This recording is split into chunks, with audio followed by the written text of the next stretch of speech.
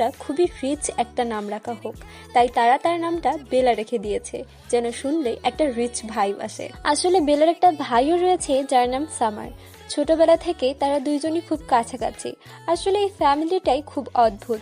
তারা রাজস্থান থেকে যখন দিল্লি শিফট করে তখন তাদের গণনা সেখানকার টপ রিচদের মধ্যে হতো, এবং তাদের ফ্যামিলির নাম শুনলেও আপনি অবাক হবেন।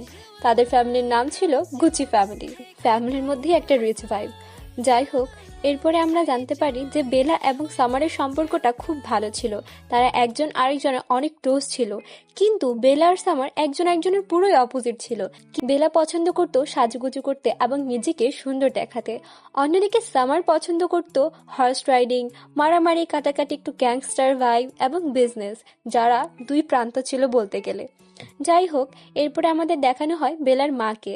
আসলে বেলার মা একসময় একজন অ্যাক্টর